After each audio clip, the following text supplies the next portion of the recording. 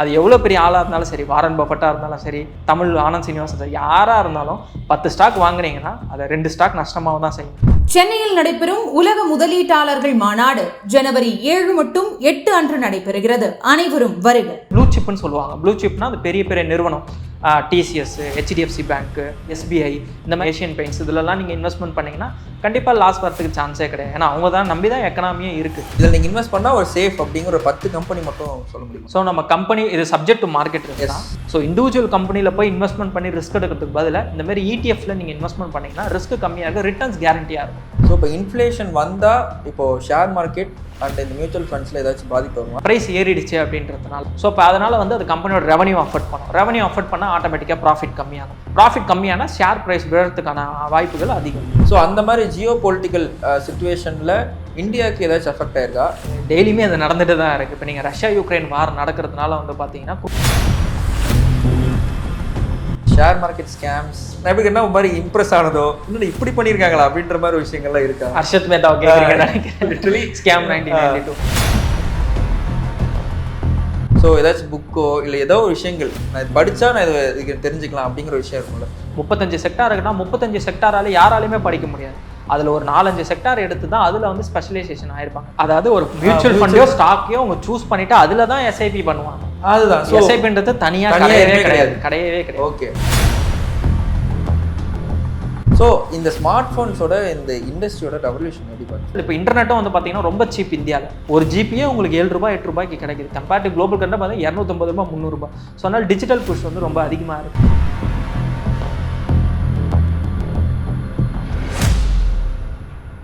நிறைய பேருக்கு வந்து இன்வெஸ்ட்மெண்ட் எங்கே பண்ணுறதுன்னு தெரியல அப்படின்னு சொல்லுவாங்க. நான் இது நிஃப்டி 50 சொல்லும் போது இப்போது ஷேர் மார்க்கெட்டில் போடாதீங்க, மியூச்சுவல் ஃபண்ட்ஸாக போடுங்கன்னு சொல்லுவாங்க. இப்போ மியூச்சுவல் ஃபண்ட்ஸுக்கும் இதுக்கு என்ன ரிலேஷன்? இப்போது ஸ்டாக் மார்க்கெட்டுக்கு மியூச்சுவல் ஃபண்டுக்கு என்ன டிஃப்ரென்ஸ்னா, இப்போ ஸ்டாக் மார்க்கெட்டில் ஒரு ஷேர் வந்து 100 ரூபாய் இருக்குது அப்படின்னா நீங்கள் 100 ரூபாய் கொடுத்து வாங்குவீங்க. அது 110 ரூபாய் போனாலோ இல்லை 90 ரூபாய் போனாலோ லாபமோ நஷ்டமோ அது உங்களோட. இப்போ மியூச்சுவல் ஃபண்ட்னா என்னன்னா, இப்போ ஒரு 10 பேர்கிட்ட வந்து 100 ரூபாய் கலெக்ட் பண்ணி அவங்க என்ன பண்ணுவாங்க, ஒரு 50 கம்பெனியில் இன்வெஸ்ட்மெண்ட் பண்ணுவாங்க. ஸோ அப்போ அதில் 10 கம்பெனி ஃபெயில் ஆகிட்டாலே ரிமைனிங் 40 கம்பெனி உங்களுக்கு ப்ராஃபிட் எடுத்து கொடுத்துரும். ஒரு குரூப் ஆஃப் கம்பெனிஸில் உங்களால் இன்வெஸ்ட்மெண்ட் பண்ண முடியும். ஸோ இதுதான் ரெண்டுத்துக்கும் டிஃப்ரென்ஸ். ஸோ அங்கே வந்து உங்களுக்கு ரிஸ்க்கு கொஞ்சம் கம்மியாக இருக்கும், ரிட்டர்ன்ஸும் கம்மியாக இருக்கும். டேரக்ட் ஸ்டாக்குன்னும் போது நம்ம தெரியாமல் வாங்கக்கூடாது, தெரிஞ்சு வாங்கினோம் அப்படின்னா நமக்கு நல்ல ரிட்டர்ன்ஸ் கிடைக்கும், லாஸ் வரதுக்கான சான்சஸ் இருக்கும். அது எவ்வளோ பெரிய ஆளாக இருந்தாலும் சரி, வாரன் பஃபட்டாக இருந்தாலும் சரி, இல்லை தமிழ் ஆனந்த் சீனிவாசன் சார் யாராக இருந்தாலும் 10 ஸ்டாக் வாங்குனீங்கன்னா அதை 2 ஸ்டாக் நஷ்டமாக தான் செய்யும். ஆனால் அந்த 8 ஸ்டாக் நீங்கள் அந்த 2 ஸ்டாக் நஷ்டமானது உங்களுக்கு ப்ராஃபிட் எடுத்து கொடுத்துரும்.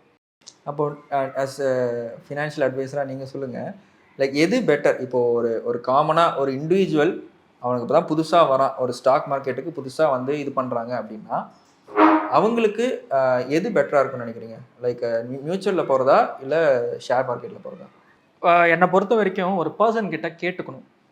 இது டைவர்சிஃபிகேஷன் சொல்லுவாங்க, போர்ட்ஃபோலியோ டைவர்சிஃபிகேஷன். ஸோ இப்போ என்ன கேட்குறவங்களுக்கு நான் என்ன சஜஷன் சொல்லுவேன் அப்படின்னா வந்து 40% மியூச்சுவல் ஃபண்ட், 60% ஸ்டாக்ஸ். இல்லை எனக்கு இயர்ஸ் இன்னும் அதிகமாக இருக்குது, 15 வருஷம் 20 வருஷம் நான் இன்வெஸ்ட்மெண்ட் பண்ணுறேன் அப்படின்னா நான் 60% அவங்கள ஈக்விட்டிலையும் 40% வந்து மியூச்சுவல் ஃபண்ட்ஸ்லையும் நான் இன்வெஸ்ட்மெண்ட் பண்ண சொல்லுவேன் அவங்கள. ஸோ ஒரு புது பர்சன் எனக்கு ஏதோ ரிஸ்க்கே எடுக்க விரும்பல அப்படின்னா 50% மியூச்சுவல் ஃபண்ட்ஸ், 50% ஸ்டாக்ஸ். அந்த ஸ்டாக்ஸ்லையுமே ப்ளூ சிப்னு சொல்லுவாங்க. ப்ளூ சிப்னா அது பெரிய பெரிய நிறுவனம், டிசிஎஸ், ஹெச்டிஎஃப்சி பேங்க்கு, ரொம்ப பெரிய எஸ்பிஐ, இந்த மாதிரி பெரிய பெரிய நிறுவனம், ஏஷியன் பெயிண்ட்ஸ், இதிலலாம் நீங்கள் இன்வெஸ்ட்மெண்ட் பண்ணிங்கன்னா கண்டிப்பாக லாஸ் வரதுக்கு சான்ஸே கிடையாது. ஏன்னா அவங்க தான் நம்பி தான் எக்கனாமியே இருக்குது. இப்போ ஒரு கம்பெனி வந்து ஃபெயில் ஆகுது, ஒரு ஸ்டாக் வந்து ஃபெயில் ஆகுது அப்படின்னா அந்த கம்பெனி இழுத்து மூடிட்டாங்கன்னு அர்த்தம். எஸ்பிஐ நம்மளால் இழுத்து மூட முடியுமா? இல்லைனா இந்துஸ்தான் யூனிலிவர், டிசிஎஸ், இந்தியாவிலே ப்ரைவேட் செக்டரில் அதிக லேபர் இருக்கிறது டிசிஎஸ் தான், 6 லட்சம் எம்ப்ளாயிஸ் இருக்காங்க. அப்போ அந்த நிலைமை என்ன? ஸோ அங்கெல்லாம் உங்களுக்கு லாஸ் வரதுக்கு சான்ஸே கிடையாது. ஸோ அந்த மாதிரி கம்பெனிஸில் நீங்கள் இன்வெஸ்ட்மெண்ட் பண்ணலாம். ப்ளூ சிப் கம்பெனியில் எனக்கு ஒரு விஷயம் தெரியாத ஆளாக இருக்காங்க அப்படின்னா அந்த மாதிரி கம்பெனிஸில் நீங்கள் இன்வெஸ்ட்மெண்ட் பண்ணலாம். மியூச்சுவல் ஃபண்ட்ஸில் ஒரு 50%, ஸ்டாக்ஸில் 50%. ஓகே, அப்போ ஒரே ஒரு சின்னதாக ஒரு டிப்ஸு, ஒரு 10 கம்பெனி உங்களுக்கு தோன்ற ஒரு 10 கம்பெனி இந்த 2024 இதில் நீங்கள் இன்வெஸ்ட் பண்ணால் ஒரு சேஃப் அப்படிங்கிற ஒரு 10 கம்பெனி மட்டும் சொல்ல முடியும்? ஸோ நம்ம கம்பெனி இது சப்ஜெக்ட் டு மார்க்கெட் ரிஸ்க் தான். நம்ம கம்பெனின்னு சொல்கிறதுக்கு பதில் இப்போ ஒரு மியூச்சுவல் ஃபண்ட் சொன்னால குரூப் ஆஃப் கம்பெனிஸில் அவங்க வந்து இன்வெஸ்ட்மெண்ட் பண்ணுவாங்கன்ட்டு இதை தான் வந்து இடிஎஃப்னு சொல்லுவாங்க. இப்போது நான் ரீசெண்டாக ஒரு 3 மாதத்துக்கு முன்னாடி என்னுடைய பேஜ், நான் இன்ஸ்டாகிராம் பேஜில் வந்து ஒரு வீடியோ போட்டிருந்தேன். ஐசிஐசி எஃப்எம்சிஜின்னு ஒரு இடிஎஃப் இருக்குது, அதை நீங்கள் பை பண்ணுங்க அப்படின்ட்டு. அதுக்கு என்ன மீனிங்னா, இந்தியாவில் இருக்கக்கூடிய டாப் 15 எஃப்எம்சிஜி கம்பெனிஸ் அது உள்ளே பார்த்தீங்கன்னா இந்துஸ்தான் யூனிலிவர், ஐடிசி, எல்லா கம்பெனிஸுமே வந்துடும். நீங்கள் 15 கம்பெனிலையும் போய் இன்வெஸ்ட்மெண்ட் பண்ணோன்னா 18,000 20,000 தேவைப்படும். பட் நீங்கள் இதுவே வந்து இந்த ஐசிஐசி எஃப்எம்சிஜியில் 500 ரூபாய் இன்வெஸ்ட்மெண்ட் பண்ணாலே நீங்கள் அந்த 50 கம்பெனிலையும் இன்வெஸ்ட்மெண்ட் பண்ண கேட்டகரி வந்துடும். ஸோ இப்போ இந்த மாதிரி நீங்கள் சூஸ் பண்ணிங்கன்னா உங்களுக்கு ரிஸ்க் இல்லாமல் இருக்கும். ஸோ அது லாஸ்ட் 3 மாதத்துலேயே பார்த்தீங்கன்னா வந்து 12% மேலே ரிட்டர்ன்ஸும் கொடுத்துருக்கு. ஸோ ஐசிஐசிஐ எஃப்எம்சிஜி நல்லாயிருக்கும். ரெண்டாவது Pidilite, Asian Paints, Hindustan Unilever, TCS. இது டிசிஎஸ் இந்த மாதிரி ஐடி வந்து நான் ஒரு கம்பெனியில் எனக்கு எடுக்க பயமாக இருக்குது அப்படின்னா ஐடி பீஸ்ன்னு இருக்குது. 25 கம்பெனி இருக்கும் அது உள்ள. ஸோ நீங்கள் ஐடி பீஸில் இன்வெஸ்ட்மெண்ட் பண்ணிங்கன்னா ஐடி கம்பெனியில் இருக்க 25 கம்பெனிலே நீங்கள் இன்வெஸ்ட் பண்ணதுக்கான ஈக்குவல். அதுக்கப்புறம் ஃபார்மான்னு பார்த்துக்கிட்டிங்க அப்படின்னா வந்து ஃபார்மா பீஸ்ன்னு இருக்குது. அதுவும் பார்த்தீங்கன்னா ஒரு 15 கம்பெனி அது உள்ளே வந்துடும். ஸோ இண்டிவிஜுவல் கம்பெனியில் போய் இன்வெஸ்ட்மெண்ட் பண்ணி ரிஸ்க் எடுக்கிறதுக்கு பதிலாக இந்த மாதிரி இடிஎஃப்ல நீங்கள் இன்வெஸ்ட்மெண்ட் பண்ணிங்கன்னா ரிஸ்க் கம்மியாக இருக்கும், ரிட்டர்ன்ஸ் கேரண்டியாக இருக்கும். கண்டிப்பாக உங்களுக்கு ரிட்டர்ன்ஸ் வந்துடும். ஸோ அல்கெம் லெபார்டரி ஆப்வியஸ்லி ஒரு நல்ல கம்பெனி. ஏன்னா சுகர்னு நீங்கள் இன்றைக்கி இந்தியா வந்து பார்த்தீங்கன்னா diabetes capital. So one of the chronic டிசீசஸ்ன்னு சொல்லுவாங்க. நார்மல் டிசீஸுக்கும் கிரானிக் டிசீஸ். இப்போ கிரானிக் டிசீஸ்னால் உங்களோட உடம்புல அந்த நோய் இருக்கும், அதுக்கு நீங்கள் கண்டினியூஸாக மெடிசிகேஷன் எடுத்துக்கிட்டே இருக்கணும். ஸோ அப்போ அது வந்து ஒரு ஃபார்மா கம்பெனிக்கு பார்த்தீங்கன்னா ஒரு லைஃப் டைம் அசட் மாதிரி. Chronic disease, BP, sugar, thyroid இதெல்லாமே. ஸோ இந்த கிரானிக் டிசீஸில் ஒரு பெரிய பிளேயரை பார்த்தீங்கன்னா அல்கெம் லெபார்டரிஸ்னு ஒரு கம்பெனி. 2023 அது நான் ஒரு வருஷத்துக்கு முன்னாடியே நான் சஜஸ்ட் பண்ணியிருந்தேன். 2023 பார்த்தீங்கன்னா அது இது வரைக்கும் எனக்கு தெரிஞ்சு more than 50% மாரி ரிட்டர்ன் கொடுத்துருக்கு. ஸோ அந்த ஸ்டாக்லாம் நம்ம கன்சிடர் பண்ணலாம், அல்கெம் லெபார்டரிஸ் எல்லாமே.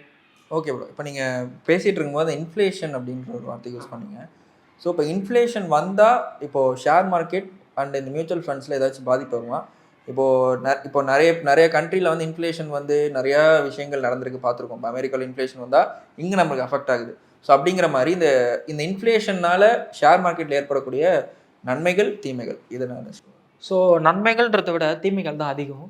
ஏன்னா இப்போ ஒரு கம்பெனி ஃபார் எக்ஸாம்பிள் இப்போ இந்துஸ்தான் யூனிலிவர்னு எடுத்துக்கிட்டிங்கன்னா ஒரு பிஸ்கெட்டு 10 ரூபாய்க்கு விற்கிறாங்க. அவன் வந்து கோதுமை ஒரு 6 ரூபாய்க்கு வாங்கி மேனுஃபேக்சரிங் பண்ணி 8 ரூபாய்க்கு மேனுஃபேக்சரிங் காஸ்ட்டாக இருக்கும், 10 ரூபாய்க்கு விற்கிறாங்க, 2 ரூபாய் கம்பெனிக்கு லாபம். ஸோ இப்போ இது இன்ஃப்ளேஷன் அதிகமாகவும் என்ன ஆகும், கோதுமையோட ப்ரைஸ் வந்து பார்த்தீங்கன்னா 7 ரூபாய் ஆகும். அப்போ அவன் ப்ரைஸை ஏற்றுவான். ஸோ அப்போ அது என்ன ஆகும்னா சேல்ஸ் கம்மியாகும். இதுக்கு முன்னாடி ஒரு மாதத்துக்கு ஒரு 10 லட்சம் பிஸ்கெட் விற்றாங்க அப்படின்னா இந்த மாதம் 5 லட்சம் பிஸ்கெட் தான் வைக்க முடியும், ப்ரைஸ் ஏறிடுச்சு அப்படின்றதுனால. ஸோ இப்போ அதனால் வந்து அது கம்பெனியோட ரெவன்யூ அஃபெக்ட் பண்ணும். ரெவன்யூ அஃபெக்ட் பண்ணால் ஆட்டோமேட்டிக்காக ப்ராஃபிட் கம்மியாகும். ப்ராஃபிட் கம்மியானால் ஆட்டோமேட்டிக்காக இன்வெஸ்டர்ஸ் என்ன ப்ராஃபிட் கம்மியாகிடுச்சுன்னு நமக்கு லாஸ் வரதுக்கான சான்சஸ். லாஸ் வராது, ப்ராஃபிட் கம்மியானால் ஷேர் ப்ரைஸ் விழுறதுக்கான வாய்ப்புகள் அதிகம். ஸோ இன்ஃப்ளேஷன்றது வந்து எல்லா இண்டஸ்ட்ரியிலையும் இருக்கும், கோல்டுக்கும் இருக்குது. அது வந்து ஃபிக்ஸ்டு, அதை நம்ம வந்து தடுக்கவே முடியாது. ஒரு கண்ட்ரின்னு எடுத்துக்கிட்டிங்கன்னா இன்ஃப்ளேஷன் இருக்க தான் செய்யும். பட் அதை கம்பேர் பண்ணி பீட் பண்ணுற இண்டெக்ஸ் நமக்கு வந்து லாங் டேர்மில் பார்க்கும்போது நமக்கு வந்து ஸ்டாக்ஸ் தான் பெஸ்ட்டாக இருக்கும். ஓகே ப்ரோ, இப்போது நம்ம நிறைய இந்த ஜியோ பொலிட்டிக்கல் சினாரியோலாம் பார்த்துருப்போம். இப்போது அமெரிக்கா ரஷ்யா இந்த மாதிரி விஷயங்கள்லாம் வந்து அவங்க சண்டை போடும்போது மற்ற நாடுகள் அதை சப்போர்ட் பண்ணுற நாடுகள்லாம் வந்து இங்கே அஃபெக்ட் ஆகாங்க, எக்கனாமிக்லி அஃபெக்ட் ஆவாங்க. ஸோ அந்த மாதிரி ஜியோ பொலிட்டிக்கல் சுச்சுவேஷனில் இந்தியாவுக்கு ஏதாச்சும் அஃபெக்ட் ஆயிருக்கா? இப்படி அஃபெக்ட் ஆன சினாரியோ இருக்கா? டெய்லியுமே அது நடந்துட்டு தான் இருக்குது. இப்போ நீங்கள் ரஷ்யா யுக்ரைன் வார் நடக்கிறதுனால வந்து பார்த்தீங்கன்னா க்ரூட் ஆயில் நமக்கு ஒரு பெனிஃபிட்டாக இருந்தது. ஏன்னா நம்ம ரஷ்யா கிட்ட வந்து க்ரூட் ஆயில் வந்து ரொம்ப கம்மியாக வாங்கிட்டு வந்தோம். அந்த மாதிரி ஒரு இது இருக்குது. பட் நெகட்டிவ் இம்பாக்ட்னு பார்க்கும்போது இப்போ கனடாவில் வந்து பார்த்தீங்கன்னா ஹை எனர்ஜி காஸ்ட்னால இப்போ நம்ம இந்தியாவில் வந்து பார்த்தீங்கன்னா 90% வந்து ஃபெர்டிலைசர்ஸ் இம்போர்ட் தான் பண்ணிட்டு இருக்கோம். ஸோ இப்போ இந்த மாதிரி வந்து குளோபல் டென்ஷன் நடக்கும்போது ஸோ அந்த சீஸ் வழியாக தான் முக்கால்வாசி கூட்ஸ் எல்லாமே டிரான்ஸ்போர்ட் பண்ணுவாங்க. இது வந்து ஃப்ரைட் சார்ஜ்னு சொல்லுவாங்க. ஒரு கூட்ஸ் வந்து இப்போ 1 கிலோ வந்து நம்ம கடல் வழியாக இந்தியாவிலேருந்து ஜப்பானுக்கு இல்லை ஏதாவது ஒரு கண்ட்ரியில் சேஞ்ச் பண்ணுறோம், ட்ரான்ஸ்ஃபர் பண்ணுறோம் அப்படின்னா இதை தான் ஃப்ரைட் சார்ஜ்னு சொல்லுவாங்க. அது இன்க்ரீஸ் ஆச்சுன்னா அது உங்களுக்கு பெரிய ஒரு பேக் எண்டில் வந்து, ஏன்னா 1 கிலோக்கே அப்படின்னுமா அங்கே டன் கணக்கில் மில்லி டன் அந்த மாதிரிலாம் வந்து மெட்ரிக் டன்லலாம் எடுத்துகிட்டு வருவாங்க. ஸோ அதை அஃபெக்ட் ஆக சான்சஸ் இருக்குது. ஸோ இந்த மாதிரி டைமில் வந்து பார்த்தீங்க இந்த ஜியோ பொலிட்டிக்கல் இஷ்யூ எல்லாமே இந்த ஃப்ரைட் சார்ஜஸ் டென்ஷன் இதாகிடும்.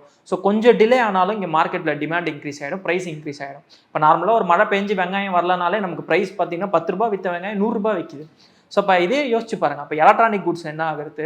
ஸோ நம்ம வந்து இந்தியான்றது வந்து இப்போ எந்த ஒரு கண்ட்ரி எடுத்துக்கிட்டாலும், ஈவன் வந்து நீங்கள் டெவலப்டு கண்ட்ரி யூஎஸ் எடுத்துக்கிட்டாலும் ஏதாவது ஒரு கண்ட்ரியை டிபெண்ட் பண்ணி தான் இருப்பாங்க. இப்போ இந்தியாவிலேருந்து தான் மீட் எல்லாமே எக்ஸ்போர்ட் ஆகுது மோஸ்ட்லி. ஸோ இங்கேருந்து ஸ்பைசஸ் எக்ஸ்போர்ட் ஆகுது, நம்ம அங்கேருந்து டெக்னாலஜிஸ் அந்த சர்வீசஸ் எல்லாமே நம்ம இங்கே யூஸ் பண்ணிகிட்டு இருக்கோம். ஸோ எல்லாத்தையுமே டிபெண்ட் பண்ணி, ஒரு கண்ட்ரியை டிபெண்ட் பண்ணி இல்லாமல் எந்த ஒரு கண்ட்ரியுமே செல்ஃப் சஸ்டெயினாக வந்து க்ரோ ஆக முடியாது. ஒரு கண்ட்ரியோட டிபெண்ட் பண்ணி தான் ஆகணும். ஸோ அந்தமாதிரி பியூர் ஜியோ பொலிட்டிக்கல் டென்ஷன் வரும்போது அது கண்டிப்பாக இந்தியாவை அஃபெக்ட் பண்ணும். ஓகே ப்ரோ, இப்போ நிறைய இந்த ஷேர் மார்க்கெட் ஸ்கேம்ஸ் இந்த மாதிரி விஷயங்கள்லாம் நம்ம அடிக்கடி பார்க்குறோம். முன்னாடி நிறைய பேர் இருந்திருக்காங்க இந்த மாதிரி. ஸோ இதை பார்க்கும்போது எனக்கு நான் இது ஒரு ஜஸ்ட் இதை தான் கேட்குறேன், என்னடா இப்படி பண்ணியிருக்காங்க, இந்த மாதிரி ஒரு விஷயம் பண்ண முடியுமா அப்படின்னு நினச்சது உண்டா? இந்த மாதிரி பார்த்து நான் எப்படி கேட்டால் ஒரு மாதிரி இம்ப்ரெஸ் ஆனதோ, என்னடா இப்படி பண்ணியிருக்காங்களா அப்படின்ற மாதிரி விஷயங்கள்லாம் இருக்கா? Harshad Mehta literally scam 1992. So அது வந்து எல்லாமே நடக்க தான் செய்யும். நீங்கள் ஒரு 10 இயர்ஸ் டியூரேஷன், ஒரு டெக்கேட்டில் பார்த்துக்கிட்டிங்கன்னா எல்லாமே சத்யம் ஸ்கேமு, அர்ஷத் மேத்தா ஸ்கேம், இந்த மாதிரி பாண்ட் ஸ்கேம் எல்லாமே நடந்துட்டு தான் இருக்கும். ஸோ அது எந்த இதுவுமே தடுக்கவே முடியாது. இங்கேன்னு கிடையாது, நீங்கள் எந்த ஒரு கண்ட்ரி எடுத்துக்கிட்டாலும் இருக்க தான் போகுது. அதனால் நம்ம ஒட்டுமொத்த இதுவுமே நம்ம வந்து குறை சொல்லிட முடியாது. இப்போ சேம் பாலிடிக்ஸில் யாராவது ஒருத்தவங்க ஊழல் பண்ணிட்டாங்கன்னா ஒட்டுமொத்த பாலிடிக்ஸுமே பேடுன்னு கிடையாது, எல்லாருமே இருக்க தான் செய்யும். அதை நம்ம தடுக்கவே முடியாது. It will be there. இல்லை நான் ஏன் கேட்கறேன்னா உங்களுக்கு அது நம்ம தான் எவ்வளோ தூரம் இல்லை, சில பேருக்கு அதனாலே அப்படி என்ன இருக்குது ஷேர் மார்க்கெட்லன்னு போனவங்க நிறைய பேர் இருக்காங்க. இப்போ நீங்கள் கோவிட் அப்போ பார்த்தீங்கன்னா இந்த ஸ்கேம் 1992 ரிலீஸ் ஆச்சு. அது ரிலீஸ் ஆனதுக்கப்புறம் வந்து பார்த்தீங்கன்னா எங்கே பார்த்தாலும் அந்த ஒரு அர்ஷத் மேத்தான்னு இது பண்ணிட்டு இருந்தாங்க. ஸோ அது ஒரு மிக்ஸ்டு கமெண்ட்ஸ் மாதிரி தான். நிறைய பேருக்கு அப்போ அது தெரிய வரும். ஸோ இந்த கோவிட் அப்போ என்ன ஆச்சுன்னா நிறைய பேருக்கு டைம் இருந்தது. ஆக்சுவலாக பார்த்தீங்கன்னா கிட்டத்தட்ட ஒரு வருஷத்துக்கு 70 லட்சம் இன்வெஸ்டர்ஸ் வந்து உள்ளே வந்தாங்க கோவிடுக்கு அப்புறம். நார்மலாக இருக்கிறத விட 100% ஜம்ப் அதிகம். அதுக்கான காரணம் என்னன்னு கேட்டிங்கன்னா வீட்டில் இருக்காங்க, தே ஹாவ் டைம், பணத்துக்கு என்ன பண்ணுறதுன்னு தெரியல. அப்போ என்ன ஆகுது, ஸ்டாக் மார்க்கெட் வந்து பார்த்தீங்கன்னா 50% 30% விழுந்து உடனே பார்த்தீங்கன்னா 50% இன்க்ரீஸ் ஆகிடுச்சு. ஸோ அப்போ சுற்றி இருக்கிறவங்களாம் என்ன பண்ணுவாங்க, நான் ஒரு 1000 ரூபாய் போட்டேன்ப்பா, அது 1500 ரூபாய் மாறிடுச்சு. அப்போ என்ன பண்ணுறாங்க, அது கேட்டு நிறைய பேர் உள்ளே வந்தாங்க. இது எப்பயுமே இருக்க தான் செய்யும். இப்போ இந்த நியூ இயர்னு வந்தாலே ரெசல்யூஷன் எடுத்துகிட்டு ஜிம்முக்கு ஒரு கூட்டம் போவாங்க, திருப்பி அது முடிஞ்சவொடனே ஒரு வாரத்தில் வெளில வந்துடும். அதேமாரி தான் ஸ்டாக் மார்க்கெட்லையும் இந்தமாதிரி ஒரு ஸ்கேம் நடக்குதுன்னு போது சில பேர் வெளில போவாங்க, சில பேர் அதை பார்த்து இன்ஸ்பயர் ஆகி கூட உள்ளே வருவாங்க. அதை நம்ம தடுக்கவே முடியாது. It will happen. அந்த சைக்கிள் இருந்துக்கிட்டே தான் இருக்கும். ஆனால் மார்க்கெட்டில் யார் கடைசி வரைக்கும் இருக்காங்களோ அவங்க தான் வந்து கடைசியில் பணக்காரங்களாம் ஆவாங்க. அதுதான் உண்மை. ஓகே, நான் இப்போ நிறைய இந்த ஜீரோதா அதெல்லாம் பார்க்கும்போது மார்க்கெட் லிமிட் அப்படின்ற சில விஷயங்கள் இருக்குது. நான் அது ப்ரைஸ் கோட் பண்ணும்போது பார்க்குறேன். ஸோ இந்த மார்க்கெட் லிமிட் அப்படிங்கிறது என்ன அது சொல்லுங்கள். இப்போது 2 ஆர்டர் ஒன்று இருக்குது. இப்போ நீங்கள் ஒரு ஷேர் பை பண்ணுறீங்க அப்படின்னா வந்து 2 விதமாக பை பண்ணலாம். ஒன்று மார்க்கெட், இன்னொன்று லிமிட். இப்போ மார்க்கெட்னா என்னன்னா, இப்போ கரண்ட்டாக மார்க்கெட்டில் என்ன ப்ரைஸ் ட்ரேட் ஆகிட்டு இருக்கு அந்த செகண்ட், இப்போ நீங்கள் 10 மணிக்கு ஷேர் பை பண்ணுறீங்க, அந்த டைமில் அந்த ஷேரோட ப்ரைஸ் 100 ருபீஸ் அப்படின்னா அந்த இன்ஸ்டண்ட்டாக அந்த 100 ருபீஸில் பை ஆகிறது பேர் மார்க்கெட்டுன்னு சொல்லுவாங்க. லிமிட்னா என்னன்னா, நீங்கள் வந்து ப்ரைஸ் இப்போது ஒரு ஷேர் எடுத்துக்கிட்டிங்கன்னா காலையில் ஸ்டாக் மார்க்கெட் வந்து காலையில் 9:30 மணி 9:15 ஓப்பன் ஆகி ஈவினிங் 3:30 மணிக்கு க்ளோஸ் ஆகும். இப்போ காலையில் வந்து 100 ரூபாய்க்கு அது ஓப்பன் ஆகிருக்கலாம், ஈவினிங் வந்து அது 105 ரூபாய்க்கும் க்ளோஸ் ஆகலாம், 98 ரூபாய்க்கும் க்ளோஸ் ஆகலாம். அந்த ப்ரைஸ் ஃப்ளக்சுவேஷன் இருந்துகிட்டே இருக்கும். இப்போ லிமிட் ஆர்டர்னா என்னன்னா, நீங்கள் என்ன ஃபீல் பண்ணுறீங்க, இன்னைக்குள்ள இந்த ஷேர் வந்து ஒரு ₹1 கம்மியாகும்னு சொல்லிட்டு 99 ரூபாய் நீங்கள் கோட் பண்ணி பை கொடுத்துட்டீங்க. அது எப்போ 99 ரூபாய் வருதோ அப்போ ஆட்டோமேட்டிக்காக பை ஆகிடும். இதுதான் லிமிட் ஆர்டர். மார்க்கெட்னா இன்ஸ்டண்ட்டாக பை ஆகிறது. லிமிட் ஆர்டர்னா நீங்கள் ஒரு ப்ரைஸ் கோட் பண்ணி அந்த ப்ரைஸ் அது ரீச் ஆகும்போது பை ஆகும். அந்த 3:30 மணிக்குள்ளே அந்த ப்ரைஸ் அது ரீச் ஆகலாம்னா கேன்சல் ஆகிடும். இப்போ ஷேர் மார்க்கெட்டில் ஒரு பட்டிங்காக எனக்கு அதான் நீங்கள் சொன்னீங்க எதுவுமே தெரியாதுன்னா நீங்கள் வந்து நிஃப்டி 50ல் போட்டுருங்க அப்படின்றத சொன்னீங்க. இல்லை நான் ஷேர் மார்க்கெட் கற்றுக்கணும், பட் ஆனால் இப்போ தான் நான் பட்டிங். ஸோ இதுக்கு இப்போ நான் வரப்போது நான் என்னென்ன பண்ணணும், நான் எதுக்கெல்லாம் தயாராக இருக்கணும். ஸோ ஏதாச்சும் புக்கோ இல்லை ஏதோ ஒரு விஷயங்கள் நான் இது படித்தா நான் இது தெரிஞ்சுக்கலாம் அப்படிங்கிற ஒரு விஷயம் இருக்கும்ல. ஸோ இந்த மாதிரி விஷயங்கள்லாம் இருக்கா? ஒரு விஷயம் நம்ம புரிஞ்சுக்கணும், ஸ்டாக் மார்க்கெட்டை வந்து ஒரு புக்கில் நம்மளால் படிக்க முடியாது. அது வந்து ஒரு கடல் மாதிரி எல்லாரும் சொல்லியிருப்பாங்க ஸ்டாக் மார்க்கெட். இப்போ நீங்கள் யாராக எடுத்துக்கிட்டாலுமே வந்து ஒரு 4-5 ஃபீல்டை சூஸ் பண்ணி அதில் தான் எக்ஸ்பர்டைஸாக இருப்பாங்க. இப்போ நான் வந்து ஐடி, ஃபார்மா அந்த மாதிரி இண்டஸ்ட்ரி சூஸ் பண்ணி அதில் என்னென்ன பிஸ்னஸ் இருக்குது, என்ன ஆப்பர்ச்சுனிட்டிக்கு தான் பார்க்க முடியும். 35 செக்டார் இருக்குன்னா 35 செக்டாரால் யாராலையுமே படிக்க முடியாது. அதில் ஒரு 4-5 செக்டார் எடுத்து தான் அதில் வந்து ஸ்பெஷலைசேஷன் ஆகிருப்பாங்க. இப்போ எம்பிபிஎஸ்ன்றது காமனாக படிக்கிறது. ஸோ பேசிக்ஸ் நீங்கள் காமனாக படிக்கணும்.